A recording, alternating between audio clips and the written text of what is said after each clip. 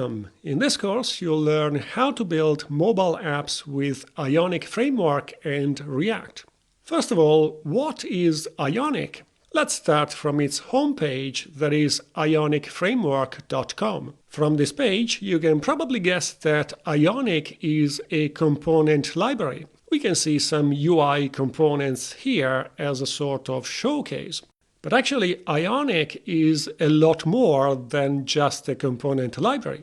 This section explains it well. IONIC allows you to build cross-platform apps, which means apps that you can run in a regular web browser, but also build as Android and iOS mobile apps. And they are built with the web, meaning that you can write them using familiar web technologies like JavaScript and CSS.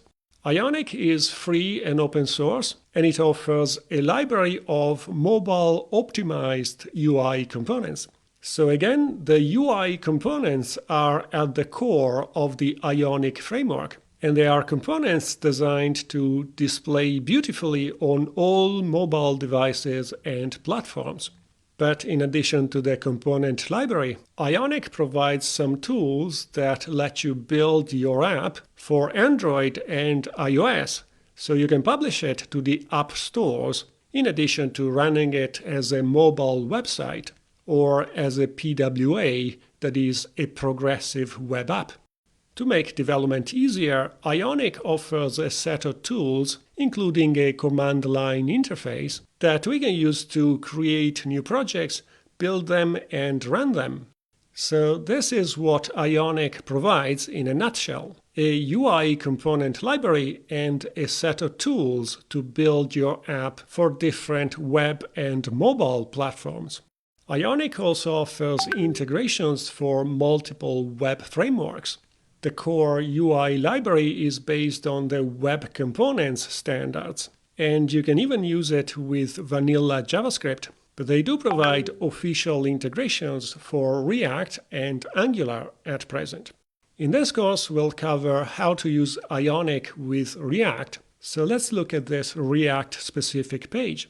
Again, this highlights how, with IONIC, we can build both mobile and web apps from a single code base. And we get a preview of some of the over 100 React components included with IONIC. Here we can see a card widget, but we can also look at a list example and so on. What I haven't mentioned yet is that IONIC apps can also access native mobile functionality. For example, in our code, we could take a picture using the phone camera, or schedule notifications to be displayed to the user, or again use geolocation features like get access to the GPS position. All these native APIs are available when building your app for Android or iOS, which can be done using Capacitor, that is another project developed by the IONIC team. Now, if you're familiar with React, you've probably heard of React Native. That's another way to build mobile apps in JavaScript with React. So how does IONIC compare to React Native? The main difference is that IONIC is entirely based on web standards. With IONIC, your app is always like a regular web app, even when you build it for Android or iOS. So your components will be rendered as HTML or DOM elements. You can install elements using regular CSS. And this also means you're free to use pretty much any additional library designed for the web. Another advantage of using regular web technologies is that you can also use IONIC to build a mobile website or a progressive web app, in addition to native Android and iOS apps. So potentially you can target 3 different platforms, that is web, Android, and iOS from a single code base. The fact that IONIC apps can run in a regular web browser also means that you can develop them just like you do with regular web apps. You can use all the tools you're already familiar with, like the Chrome developer tools and so on. Finally, IONIC is backed by a company that offers support and other services around IONIC. So if you need commercial support, for example, you can contact them. Okay, this was just a quick overview of the main features provided by IONIC. In the course, we'll gradually learn how to use those different IONIC features one by one. In the next section, we'll start with a regular React project and see how to add IONIC to it.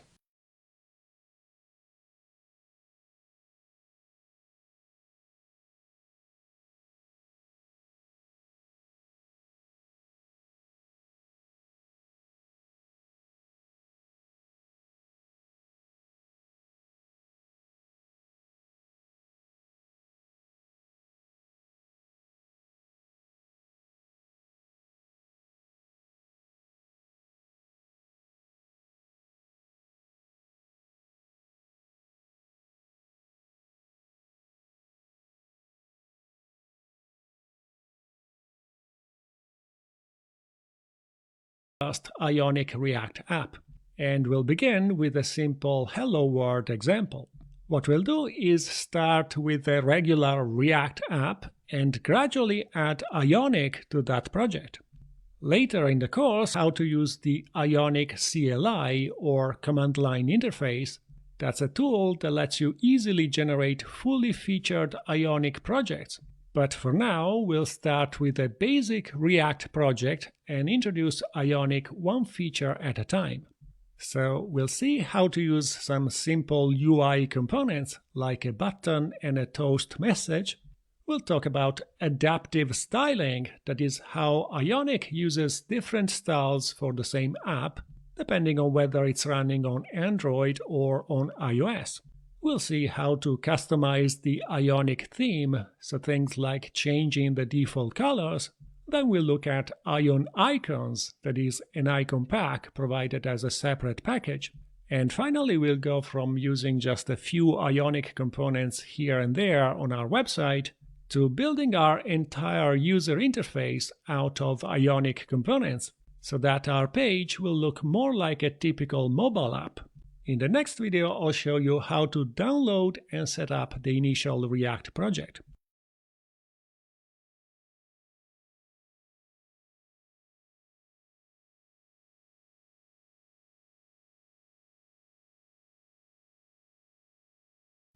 As mentioned in the previous video, in this section we'll start with a regular React app and add IONIC one step at a time. As you might know, the quickest way to set up a new React project is to use the Create React App command line tool. You can run npx create react app in a terminal, and this will initialize a new React project for you. For this example, however, I'm providing you with an initial project to download to make sure you have exactly the same code I'm using in the videos. So if you look under Resources for the current lecture, you should see a file named helloworld.zip. And if you click on that link, it should prompt you to download the file. In my case, I'll save it in a folder called Projects, which is where I like to keep all my projects. But you can keep it wherever you like on your machine. Now I'll open this file in Finder. If you're on Windows, you can use the File Explorer. And I'm going to unzip it simply by double-clicking on it. So this created a Hello World folder that we can open in a code editor. Since I don't have a shortcut to open it in Visual Studio Code, I'll open it in a terminal first. By the way, if we list the contents of this folder, you can see that there's a package.json file, which means it's a JavaScript project you can manage with npm.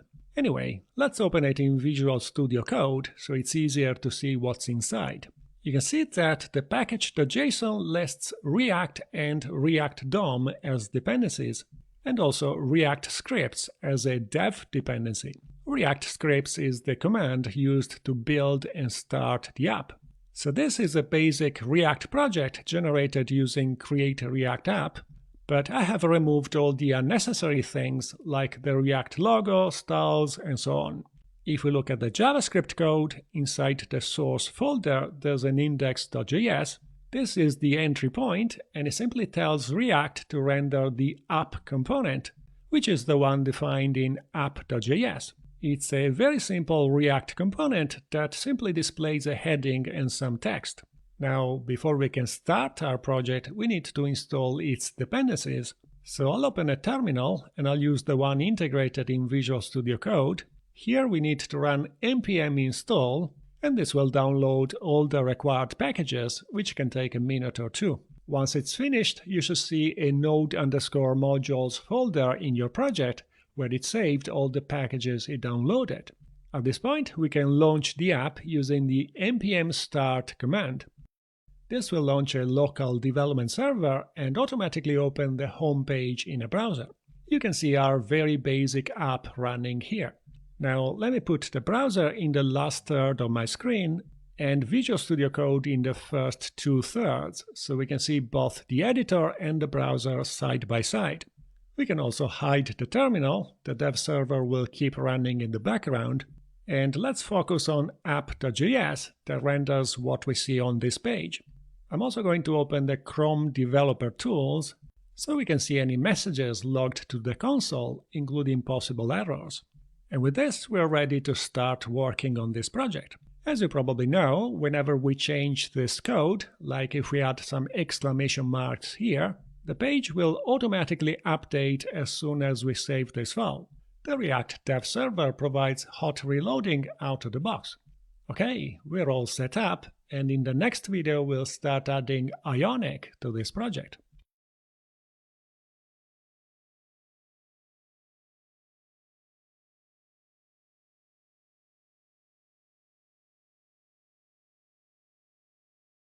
We have this initial React app running locally.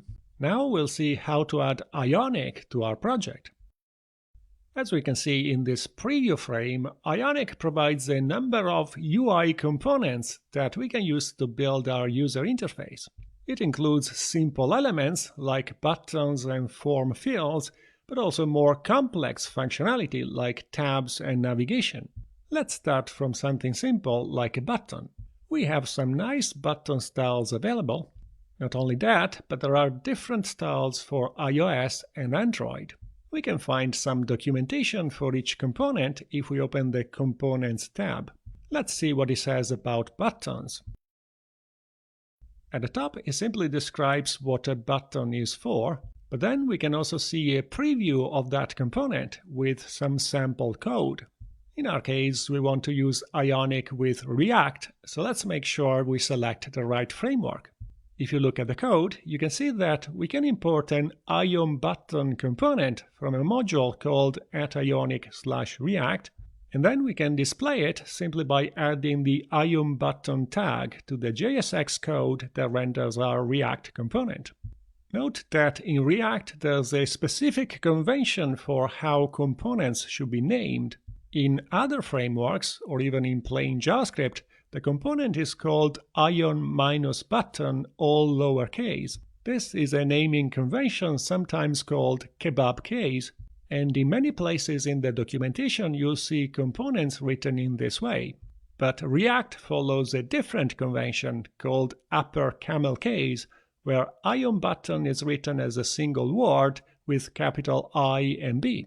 It's a small thing, but I just wanted to make sure you don't get confused if you see the same component written in different ways in different places.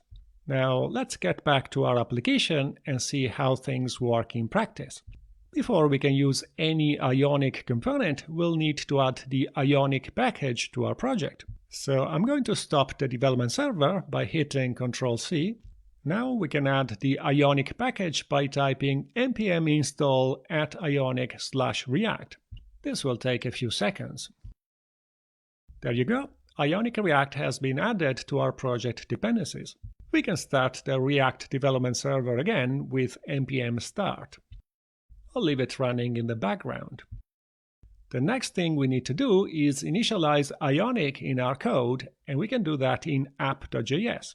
Here we want to import some functionality from the module we just installed, that is IONIC React. And the first thing we need is a function called setupIONIC React. We need to call this function when our app is loaded. Note that we're calling it outside of the app component, so it will only be invoked once when this module is loaded. We also need some styles that we can import from the same package, but inside a CSS folder where there's a file called core.css. This contains the core IONIC style sheet. There are other CSS files as well, as we'll see later, but we always need at least core.css. Okay, so this is the minimum amount of setup we need to do in our project before we can use any IONIC component. At this point, we can go and add some IONIC components to our JSX code. For example, let's insert an ION button here.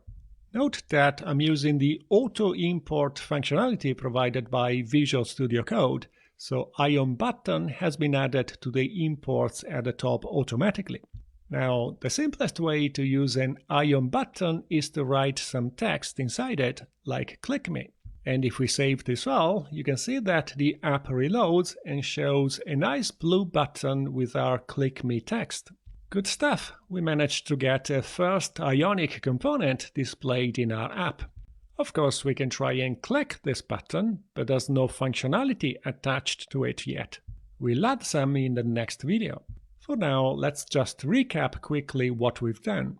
First, we installed the IONIC React package into our project using npm. Then we initialized IONIC in our app by calling the setup IONIC React function. And we also imported the core IONIC CSS file for the styles. Finally, we inserted an ION button into the elements rendered by our app component. So these are the simple steps required to add IONIC to an existing React project.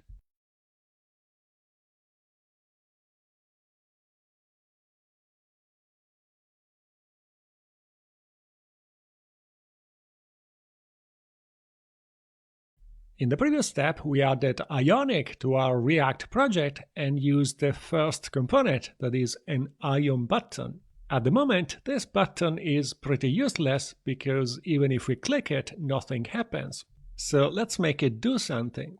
Let me split this into separate lines so we have a little more space. And we can now add an onClick handler to the ION button, just like with a regular HTML button element. Here we can pass a handleClick function that we can go and define above. I'll use the arrow syntax here, but you can use the function keyword if you prefer. Now, what should we do when the user clicks the button? Let's start by simply logging something to the console, like a message saying clicked. If we save and go and click the button, of course we see the clicked message printed to the console. And every time we click, it will log the same message again. So far, it works just like a regular button handler in React. Now, let's make things a bit more interesting and display another IONIC component. We can quickly search the documentation using this box, and if we type ION toast, we can find a component by that name. As the description says, a toast is a notification that can be used to provide feedback or display a system message. If we scroll down, we can see a preview right here. Let's make sure to select React as the framework. We can show a toast in different positions at the top, middle, or bottom of the screen. If we try Present Toast at the bottom, you can see that this shows a small pop-up message at the bottom of the screen. So let's take a look at the code example.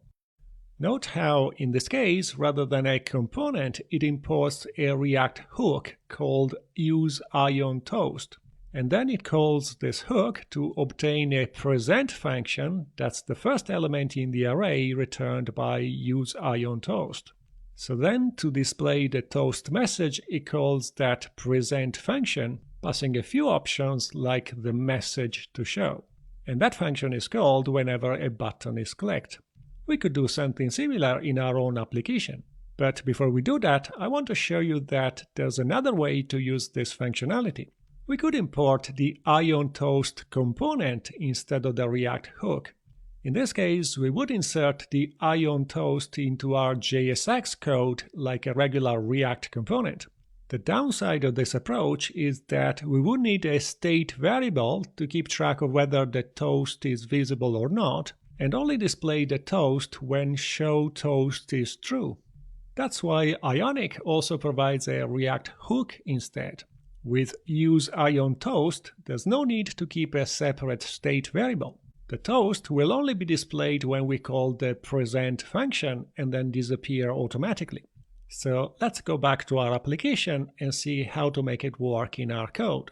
The first thing we need is to call the useIonToast hook that I'll let Visual Studio Code import automatically. The value returned by this hook is an array, which may seem strange at first, but it's an array because it contains multiple values.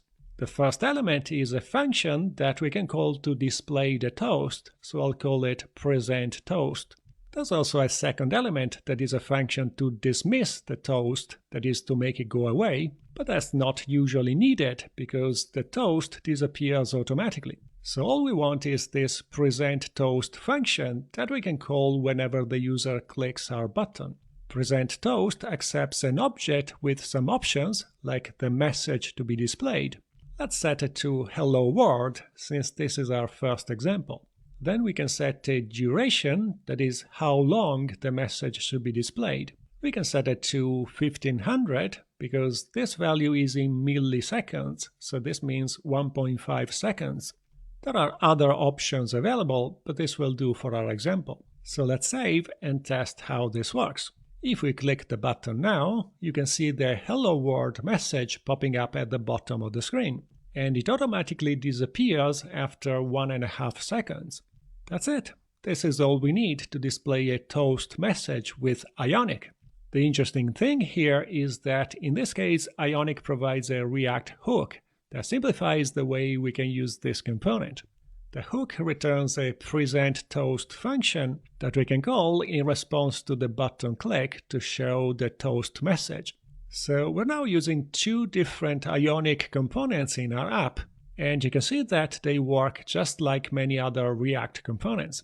For example, you can set an onClick handler to trigger some action when the user clicks an ION button.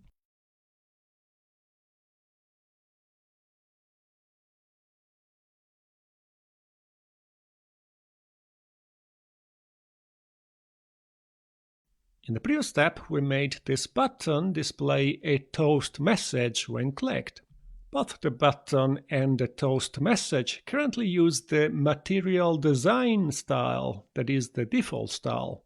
But IONIC has the ability to automatically change the style based on which platform our app runs on.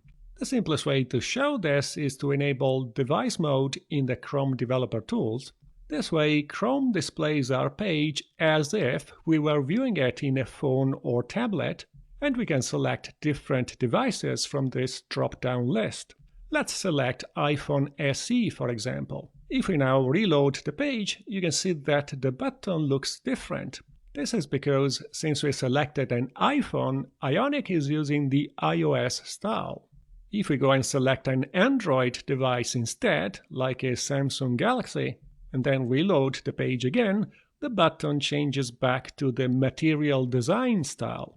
Note how we always need to reload the page for the style to change, and I'll explain why in a minute. So this is what IONIC calls adaptive styling, which simply means using a different style depending on the platform. Material design is the style required for Android apps. You can find a specification on this website, that is material.io. There are instructions for each component, including buttons, and if you scroll down, there should be a demo as well. You can see what an Android button should look like here. It's fairly rectangular with just a little bit of rounding, the text is all uppercase, and so on. So material design was created by Google to make sure all the components for the Android platform follow a consistent style. For iOS, the Apple website has its own set of guidelines. If we take a look at buttons again, this page should have a few examples. There are actually different button styles on iOS, like plain or filled, small or large, But if you look at the medium field example, it looks very similar to the button in our IONIC app when selecting iPhone as the device. It's more rounded than a material design button, its text is not all uppercase, and so on. Now, if we had to write our own CSS styles to make every component in our app follow these guidelines, that would be a huge amount of work. But thankfully we don't have to, because IONIC already takes care of all the styling. If we want to, we could see both styles at once by opening another browser tab with our app, then open the Chrome Developer Tools and select an iPhone in this case, since in the other window we selected an Android phone. So we can keep two browser windows open and see what our app looks like on both iOS and Android at the same time. If we click the button, you can see that the toast style is also different on iOS. The pop-up shows black text on a gray background, while if we try the same on Android, the toast is white text on a black background. So the platform styles apply to all IONIC components. Now let's close this window. Actually, let me first explain how IONIC decides which style to use. In JavaScript, you can find out which browser is running your app by checking the Navigator User Agent property. This returns a long string that describes each browser. On an iPhone, this value will contain iPhone somewhere, while if we look at the same property in the other window, where we selected a Samsung Galaxy as the device, you can see that in this case the user agent contains the string Android. So this is what IONIC looks at to decide which style to use. And it checks this property only when our app starts, which is why we need to reload the page whenever we select a different device in the DevTools. Let me show you in more details how the styles are applied. I'm going to move the DevTools to a separate window so we can inspect the HTML elements. Let's go and select our button in the page. If we look at the elements, you can see that the button is really an ION button element, and it has a few CSS classes applied to it, starting with MD. MD is short for Material Design, so the MD class will apply the Android styles. Now let's see what happens if we select an iPhone instead. In this case, the first CSS class is iOS and not MD. So based on the user agent, IONIC detected that the app is running on an iPhone and therefore applied the iOS CSS class to all components. In the next video, we'll talk more about styles, including how to customize them. But before we get there, I want to show you how you can choose a specific style if you want to. When calling the setup IONIC React function, we can pass an object with some options. And one of these options is called mode. The mode can be either iOS or MD.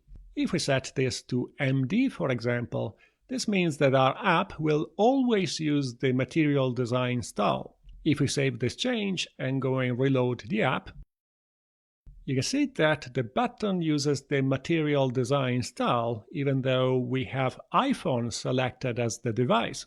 So this could be useful if, for example, you only plan to publish your app as a website and you prefer to show the same style to everybody. But normally, especially when publishing mobile apps, you want to let IONIC choose the best style for each platform. Adaptive styling is in fact one of the main advantages of using IONIC for your app.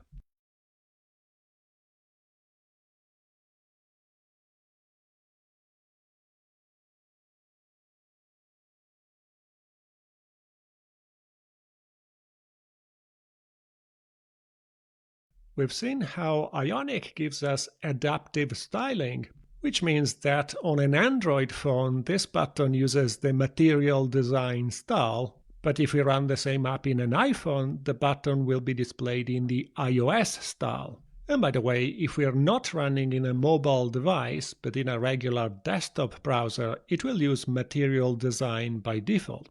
This is all great, but what if we want to customize the styles a little bit? For For example, suppose we want to change the color of this button. We can fully customize the IONIC theme following the instructions in the documentation. By default, IONIC provides a color palette that we can use for our components with a few predefined colors. You can see that the theme has a primary color that by default is the same shade of blue that we saw as our button background, but there's also a secondary color that's a lighter shade of blue, and a few more options like success, warning, danger, and so on. So the first way we can customize the look of our components is to choose one of those theme colors. The Ion button, for example, accepts a color attribute that can be set to any of the theme colors we just saw in the documentation. If we set the color to primary and save, nothing actually changes because primary is the default color for a button anyway. But if we choose secondary instead, you can see that now the button background is a lighter blue. Or we could set the color to warning, in which case the button background will be yellow. But notice how the button text also changed to black to make sure the text is readable. If you remember, when using the primary color, the text is white. So it's interesting how setting a theme color doesn't necessarily change a single color, but it can actually change a few related colors, like background and text. Let's see exactly how those styles are applied if we inspect the elements using the Chrome DevTools. Let's inspect this button that is really an Ion button element in the HTML. Notice how it's been assigned a class called Ion Color Primary, and we can see the styles associated with that CSS class down here. This defines a few CSS variables like Ion Color Base that is set to the value of the Ion Color primary variable with a shade of blue as the default. So this is effectively the button background. But there are other variables like Ion Color Contrast that's set to the value of the Ion Color primary contrast variable. This is the text color that in fact defaults to white. So IONIC makes heavy use of CSS variables for theming. CSS variables, also known as CSS custom properties, are a way to define reusable values in CSS. We can see an example here in the MDN documentation. You can define a CSS variable either at the element level or more frequently at the global level by using this root pseudo class. Each variable name starts with --, like in this case, --, main -bg -color. Then you can assign it a value after a colon, like in this case, brown. Once you have a CSS variable defined, you can use it like in the example here at the bottom. So you could set the background color for a certain element to the value of the main bg color variable defined earlier. And you can use the var statement to extract the value of the variable, that in this case will be brown. All this is part of the CSS standard, and you can use it in any modern website. The reason IONIC uses CSS variables is that they make it easy for us to customize the theme. If we look at the documentation for colors, as we've already seen in our app, each theme color is really several related colors combined to form what's called a layered color. So the primary color, for example, is composed of a base property that by default is this shade of blue that by now we're familiar with. And this value is defined as a CSS variable called Ion Color Primary. But then a layered color also includes a contrast value that's used, for example, for the text displayed over the base value, and some other values like shade and tint that are used, for example, to highlight the button when you move the mouse over it. All these values are defined using CSS variables so that we can modify them if we want to. And the way we can do that is simply by redefining those CSS variables in our app, overriding their values with our own custom values. Now, since each layered color is composed of 6 different values, we need to make sure to override all the related variables. Thankfully, IONIC provides a color generator that we can use to easily create all the different properties for each color. For example, suppose we want to change the primary color. We can simply choose a different color here, like some dark red, and we can see straight away what this looks like in the theme preview on the right. You can change the other colors as well if you like, but the useful thing is that this also generates the code to define the necessary CSS variables. In our case, we only changed the primary color, so we just need the first group of definitions. Let's copy this code and use it to customize the theme in our app. Let me put the DevTools back at the bottom. So what we want to do in our project is create a new CSS file with our custom colors. For that, I'm going to create a new folder called theme inside the source folder, and inside here I'll create a file named variables.css. The file name is not important, you could call it whatever you like, but most IONIC projects follow this structure. The important thing is that here we want to paste the code we copied from the color generator and close the curly brackets. So here we are overriding the IONIC primary color with our own color, that is a dark red instead of a blue. The next step is simply to import that new CSS file into our app code. After importing the IONIC core CSS file, we want to import our theme variables.css. Note that we need to load our CSS file after the IONIC one, because it overrides the default IONIC styles. With this, if we save now, you can see that the button background is now dark red. So it is using our own custom primary color. Not only that, but it has all the values required for a layered color. The text is white to provide sufficient contrast.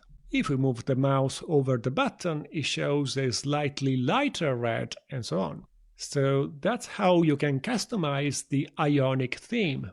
You simply define some CSS variables that override the default IONIC values, and you can use the color generator tool to easily pick each theme color, then generate the code with all the CSS variables. Now, I've focused on colors in this video because that's the main thing you may want to customize, but you can override other styles as well if you really want to, always using CSS variables. For example, it's possible to customize the font family, although I normally don't recommend doing that because fonts are part of what makes your app look like a standard Android or iOS app. You can also override some styles only for a specific platform. For example, you can set a certain color only for iOS by defining a variable for elements with the iOS CSS class instead of under the root pseudo class. So there's a lot you can customize in the IONIC theme if you want to. And you can do everything using regular CSS because IONIC uses CSS variables everywhere, making it easy for you to override them.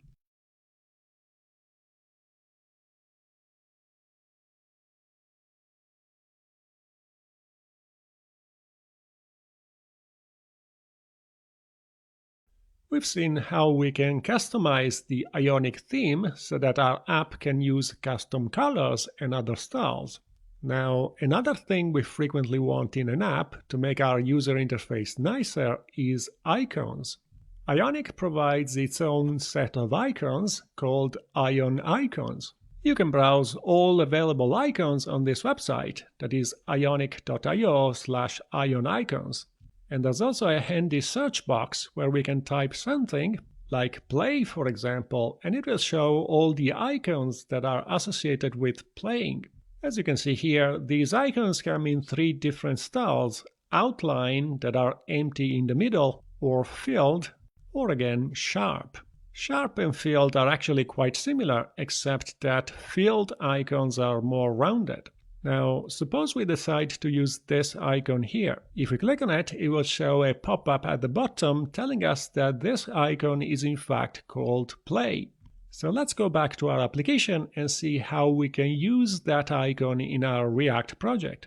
Before we can use any icon, we need to install the Ion Icons package. So let's add it to our dependencies. I'll stop the development server and run npm install ion icons. That's the name of the npm package. Once it's installed, we can restart our dev server and then go back to our app component. So in this file, we can now import any icon we want from the ion icons module, but adding /icons, because this way we can import them as SVG data that's easier to use in React. Now, the icon we want is called play, so let's choose that one from all those available.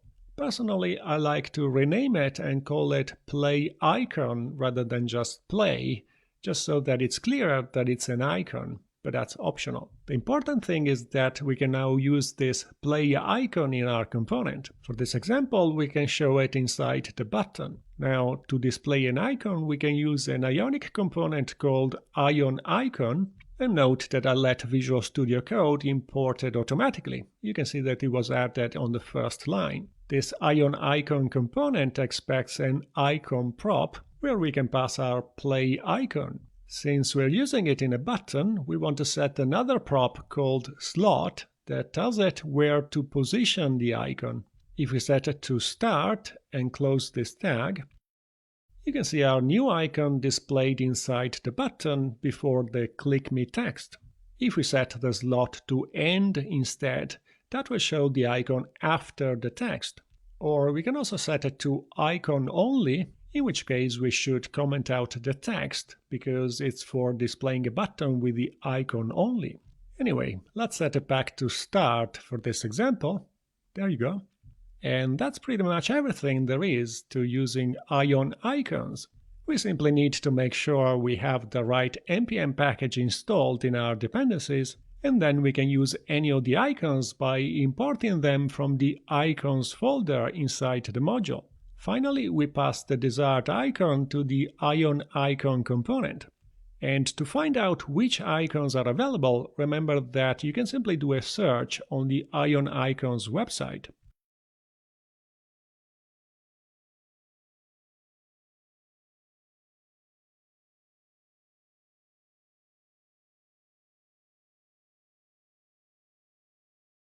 We've seen how to use ion icons in our project. The last thing we'll do in this section is turn our page into a full IONIC app. What I mean by this is that so far our app is basically a web page composed of normal HTML elements like a header and a main section, and then we inserted just a few IONIC components here and there, like a button with an icon. This approach is fine for a regular website, but for a mobile app, it's better to build the entire user interface with IONIC components, so that it will look more like native mobile apps. Let's see how that works. So far, we only imported the core IONIC CSS here. For a full IONIC app, we'll need some more style sheets. Since there are quite a few of them, I listed them all in the README file. The full list is under IONIC CSS imports. So what we want to do is copy all these lines and go and paste them into our app.js code. Let's replace core.css with the full list. You can see that there are some comments as well. Core.css is always required for any IONIC component to work properly. Then there are 3 more imports that are needed to build a full IONIC app. There are also a few optional CSS files, and we'll come back to them later. Note that we still want our custom theme variables as well. In fact, let's add a comment here explaining that it's for custom styles. Okay, we can save this file now. And you can see in the browser that our app looks a bit different. For example, there's no spacing around the content. It will look better once we change this into a full IONIC app. What this means is that we want our top-level element to be ion app. That's an IONIC component that I'll auto-import. And of course, we need to use the same as the closing tag. Ion app comes from the IONIC React module, and you can see that it's been added to the imports on the first line. Back to the JSX code. So an IONIC app always has ion app at the top level. and then it typically has a header and some content. This is similar to what we already have, but instead of a regular header element, here we want an ION header component that, as usual, I'll let the editor auto-import. As for the main content, we want to use the ION content component. Make sure to select ION content and not ION context. Now, inside the header, we typically want a toolbar, that is the ION toolbar component, and this toolbar will contain the title. But instead of an H1 element, we want to use an ION title. That's again another component provided by IONIC. Okay, so this is the basic structure of a full IONIC app.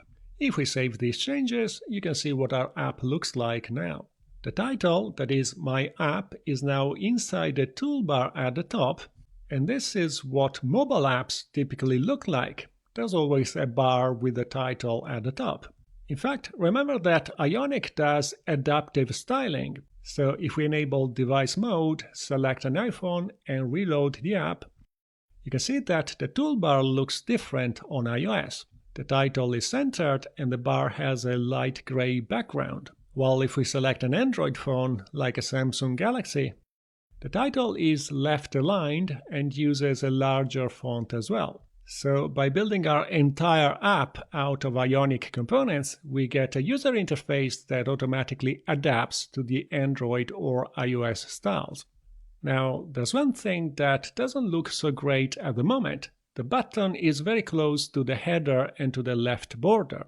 It would be nice to add some padding around the content. We can do that very easily by adding a CSS class called ION padding. With that class, you can see that there is now some space around the content. That looks much better.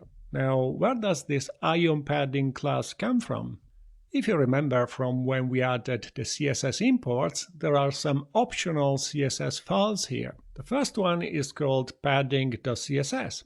This is in fact what provides the ION padding class. So these optional CSS files provide utility classes that we can apply to any component. We can find out more about them in the documentation. If we search for util, we should find a page called CSS Utilities, and this lists all the available CSS classes.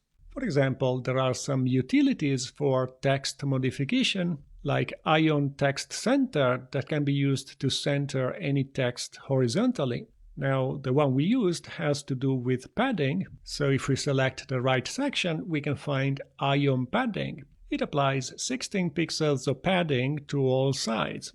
But there are other classes you can use to add some padding only at the top or bottom and so on. So you have a bunch of utility classes you can add to pretty much any component to customize its appearance. But they're split into separate CSS files, so you can import only the ones you actually need. For example, in our case, we only use the padding utility, which means we're not actually using all these other imports, so we could comment them out. This way, our app should weight less, because it doesn't include CSS files we don't actually use. But this is just an optimization you can make before publishing your app. The main point of this video was to show you what a full IONIC app looks like. This is the basic layout of a typical app. You have an ION app component at the top, wrapping an ION header and an ION content, and inside the header there's an ION toolbar with a title. Inside the content you can have many other components, although here we only have a button. This is obviously a very simple example. We'll build some more interesting apps in the rest of the course, but the basic structure will be similar.